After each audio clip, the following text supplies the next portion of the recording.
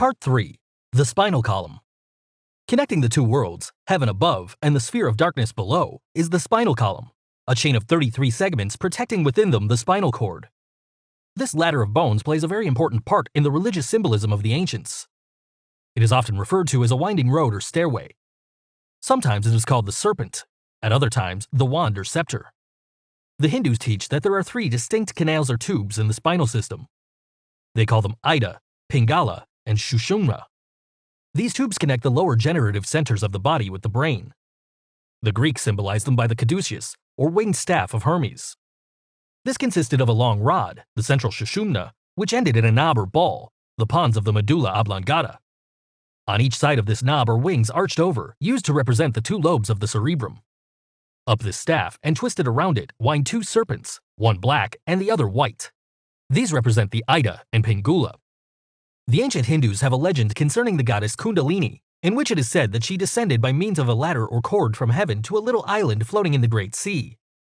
Connecting this with embryology, it is evident that the ladder or cord represents the umbilical cord, while the little island is the solar plexus.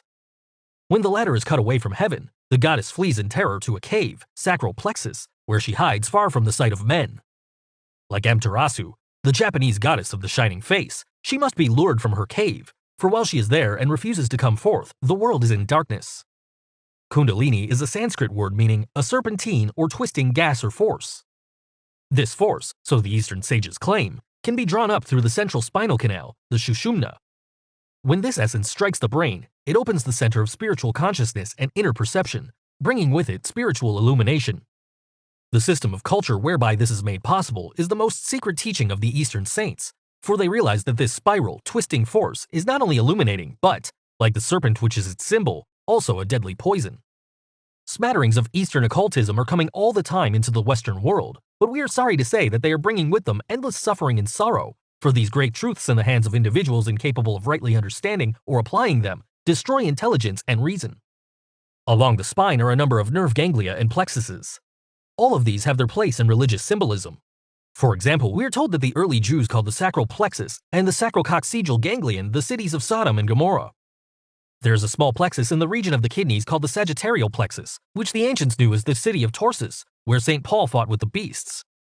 Higher occultism teaches that the lotus blossoms, nerve centers on the spine, are reflections or negative poles bearing witness of 7 great positive centers of consciousness located in the brain. These 7 function through the centers on the spine in approximately the same way that the 7 spirits before the throne functioned through the planetary bodies. The disciple is warned not to work with the centers upon the spine, but to labor instead with their true rulers, the centers in the brain. The wanderings of the children of Israel in the wilderness, the pilgrimage of the Mohammedan to the Mecca, the endless pilgrimages of Hindu holy men who spend their lives going from one shrine to another, represent the pilgrimage of the spirit fire, Kundalini, through the nerve centers along the spine. By certain specifications, force is turned into these centers one after the other until, when seen clairvoyantly, they are great, flower-like areas from which light rays stream like petals. Each of these lotus blossoms has a different number of petals according to the number of nerves which branch out from it. It is said that the Logos, when the time came to create the material universe, entered a state of deep meditation, centralizing his thought power upon the 7 flower-like centers of the 7 worlds. Gradually, his life force descended from the brain, which was the great superior world, and striking these flowers one after the other gave birth to the lower worlds. When at last his spirit fire struck the lowest center, the physical world was created, and his fire was at the base of the spine. When the world returns to him again, and he once more becomes supreme in consciousness, it will be because he withdraws the light from these 7 centers, beginning with the lowest, and returns it again to the brain. Thus the path of evolution for all living things is to raise this fire, whose descent made their manifestation in these lower worlds possible, and whose raising brings them into harmony once more with the superior worlds. This myth of the life force that came down and took upon itself worlds is found among all the civilized nations of the earth. This is the Hiram Abiff who built the Masonic temple, the bodies, and was then slain by the 3 vehicles which he formed. Because of the fact that this spinal fire is a twisting, serpentine force, the snake has been used in all parts of the world to represent the world's saviors. The uraeus worn by the Egyptian priests upon their foreheads was symbolic of Kundalini, the sacred cobra who, when she was raised in the wilderness, saved all who gazed upon her, Moses and the brazen serpent. As the brain is the center of the divine world, so the solar plexus is the center of the human world. For, representing semi-consciousness, it links the unconsciousness below with the consciousness above. Man is not only capable of thinking with his brain, he is capable of a certain phase of thought through the nerve centers of the solar plexus. It will probably be wise at this point to describe the difference between a medium and a clairvoyant. To the average person, there is no difference, but to the mystic, these two phases of spiritual sight are separated by the entire span of human evolution. A clairvoyant is one who has raised the spiritual serpent into the brain and by his growth earned the right of perceiving the invisible worlds with the aid of the third eye, or pineal gland. This organ of consciousness, which millions of years ago connected man with the invisible worlds, closed during the Lemurian period when the objective senses began to develop. The occultist, however, by the process of development hinted at before, may reopen this eye and by means of it explore the invisible worlds. Clairvoyants are not born, they are made. Mediums are not made, they are born. The clairvoyants can become such only after years, sometimes lives, of self-preparation. On the other hand, the medium, by sitting in a darkened room or by other similar practices, may secure results in a few days. The medium uses the solar plexus as a mirror, and upon its sensitive nerves are reflected pictures recorded in the invisible ethers. Through the spleen, which is the gateway to the etheric body, the medium permits decarnate intelligences to come into his spiritual constitution, the result being voices and other spirit manifestations. Automatic writing is gained by permitting the etheric arm of an outside intelligence to control temporarily the physical arm of the medium.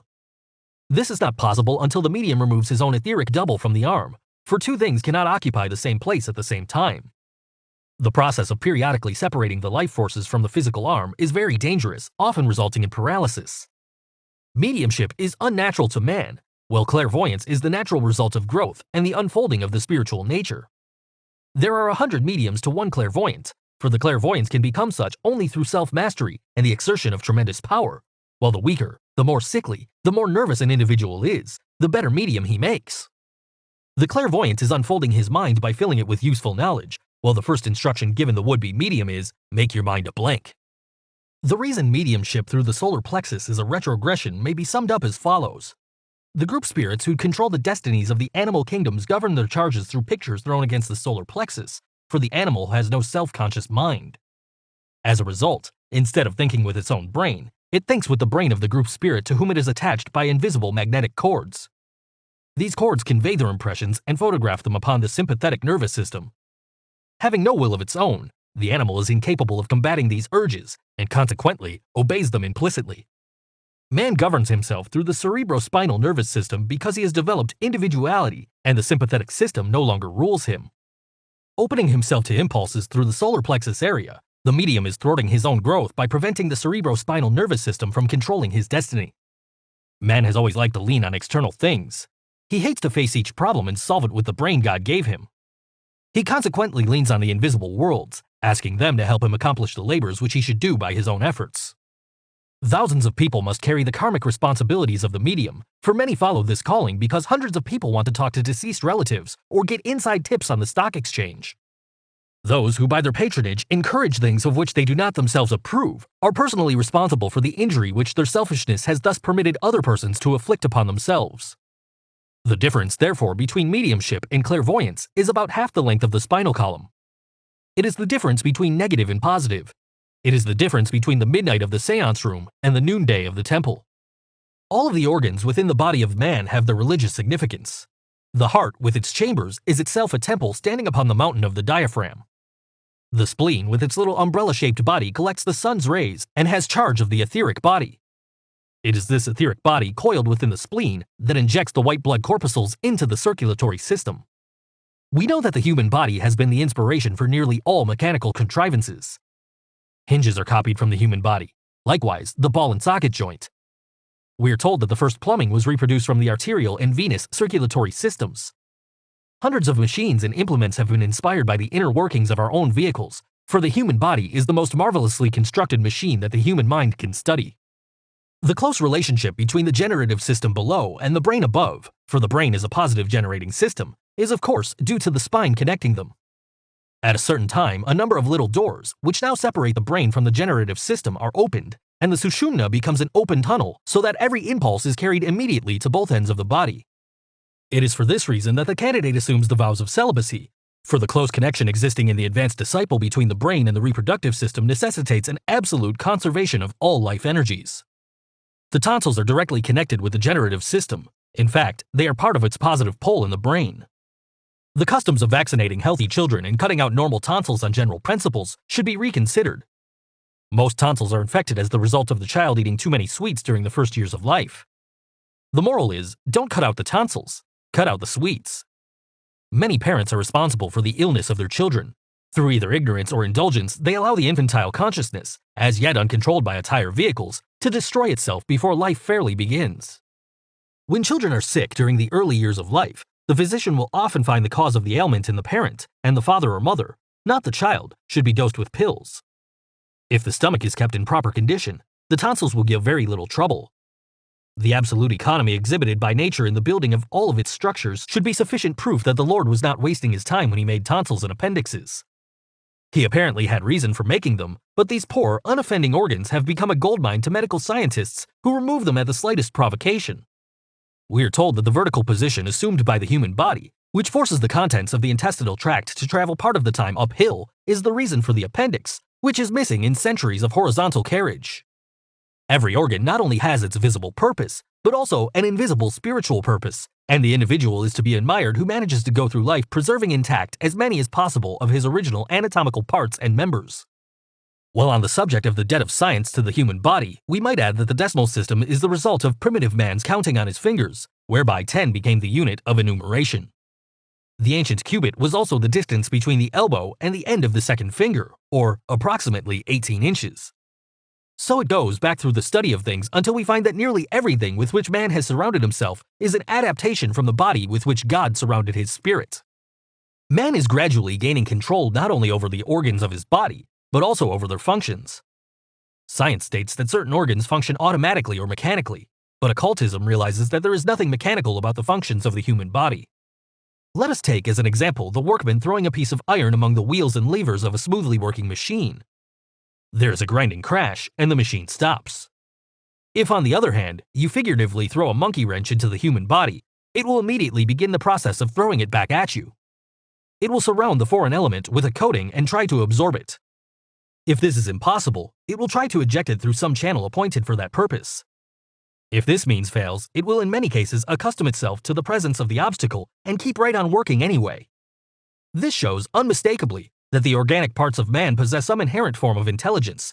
Therefore, they are not machines, for no mechanical device is capable of intelligence. Paracelsus, the great Swiss physician, who after many years in the Far East returned to Switzerland to teach medicine, first gave to the European world its concept of the nature spirits. He taught that the functions of nature were under the control of little creatures who were invisible to the normal senses, but who, working through the kingdoms of life, minerals, plants, animals, and the parts of the human body, kept all of these evolving in an intelligent way. Under the control of the great celestial hierarchy of Scorpio, which has charge of all bodybuilding in nature. These elements are the invisible intelligences governing the human body and its functions. As the result of man's ever-evolving consciousness, he is acquiring more complete control over the functions of his various organs. There are two kinds of muscles, voluntary and involuntary, the difference being that the voluntary muscles, which are controlled by the conscious mind of the individual, have fibers running two ways and crossing each other, while those which are involuntary are without cross fibers. The heart used to be considered an involuntary muscle, but it's now beginning to show cross fibers, thus foreshadowing the day when man will consciously and intelligently regulate the beating of his own heart. The same will be true with respect to all other organs that survive the periodic changes taking place in the constitution of man. The Eastern holy man can successfully live without his heart beating. He can stop it or start it at will. By lifting the tongue so that it closes the air passages into the lungs, he can remain in suspended animation for months. Many Eastern chelas do this while being given spiritual initiations out of the physical body. There are cases on record where these holy men have been buried in the ground. Weeks later, when the body was dug up, it was found to be dried like leather. Water was poured onto it, and after a certain lapse of time, the man, who had not taken a breath in weeks, got up and walked off. This is the result of extraordinary control which the mind is capable of gaining over the functions of the body. Occultism teaches that there is an entire universe within the human body, that it has its worlds, its planes, and its gods and goddesses. Millions of minute cells are its inhabitants. These tiny creatures are grouped together into kingdoms, nations, and races, and become one thing composed of many parts. The supreme ruler and god of this great world is the consciousness in man which says, "I am." This consciousness picks up its universe and moves to another town. Every time it walks up and down the street, It takes 100 million solar systems with it. But because they are so infinitesimal, man cannot realize that they are actually worlds. In like manner, we are individual cells in the body of an infinite creation which is hurling itself through infinity at unknown speed. Suns, moons, and stars are merely bones in this great skeleton composed of all the substances of the universe. Our own little lives are merely part of that infinite life, throbbing and coursing through the arteries and veins of space. But all that is so vast as to be beyond the comprehension of this little I am in us. Therefore, we may say that both extremes are equally incomprehensible. We live in a middle world between infinite greatness on the one hand and infinite smallness on the other. As we grow, our worlds grow, resulting in a corresponding increase in the scope of our understanding of all these wonders.